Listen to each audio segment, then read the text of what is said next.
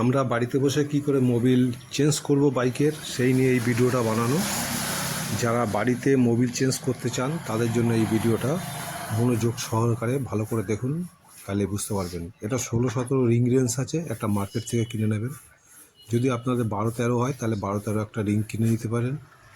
তো 16-17টাই বেস্ট সবথেকে, কারণ এর ধরতে সুবিধে, কাজ করতেও সুবিধে। আর খোলার সময় সবসময় নিচে রেঞ্জ লাগিয়ে সামনের চাকার দিকে টানতে হবে। মানে এই যে দেখুন, এটা সামনের দিকে যাবে, কখনো উল্টো দিকে টানবেন না, তাহলে ঠেট কেটে যাবে। সবসময়ের জন্য লেফট সাইডে বসে, মানে বাঁ সাইডে বসে আপনি সামনের চাকার দিকে ধরে রেঞ্জটা লাগিয়ে টানলে কিন্তু খুলবে। যদি তার উল্টো করেন তাহলে কিন্তু ঠেট কেটে যেতে পারে, তার জন্য কিন্তু আমি দায়ী নই। তো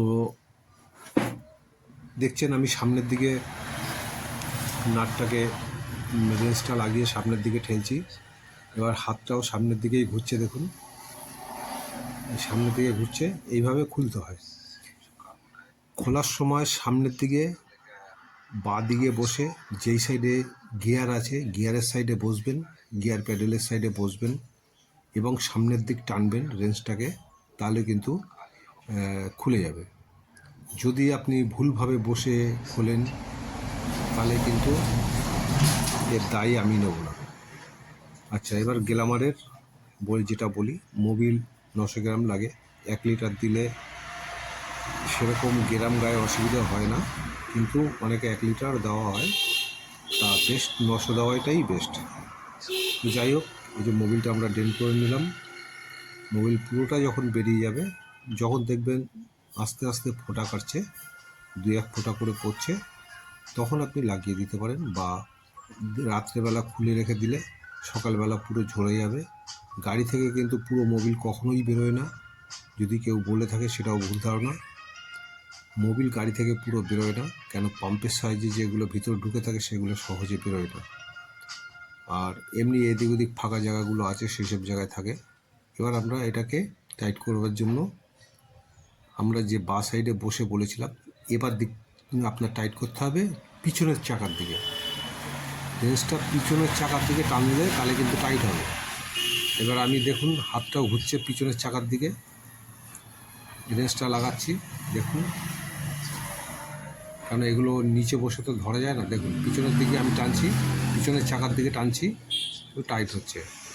তো এইভাবেই আপনি টাইটের সময় পিছনের চাকার দিকে টানলে টাইট হবে, আর খোলার সময় সামনের চাকার দিকে টানলে খুলবে। এইটা মাথায় রাখতে হবে। তো যাই হোক, আমাদের ড্রেন নাট টাইট হয়ে গেল। এবার আমরা মোবিলটাকে ঢালবো। তো এপারে একটা ক্যাপ আছে দেখবেন, মোবিল যে ঢালার জন্য একটা ক্যাপ উপরেই লাগানো থাকে, যেখান দিয়ে আমরা চেক করি মোবিলটাকে।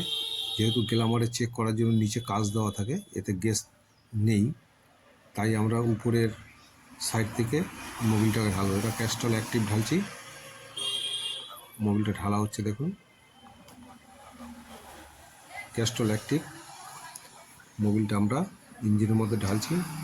এই মোবিলটা ঢালার পরে আপনাদের ভালো করে ক্যাপটাকে টাইট করতে হবে। ক্যাপটাকে কোনো রকম লুজ রাখা চলবে না। আর যে ক্যাপটা আছে, ক্যাপের মধ্যে একটা ওরিং থাকে, ওরিংটা অবশ্যই যেন লাগানো থাকে, কারণ ওরিংটা অনেক সময় ধরুন পড়ে গেল বা কিছু হলো, আপনারা মনে করলেন যে এটা লাগাতে হবে না, লাগিয়ে দেবেন।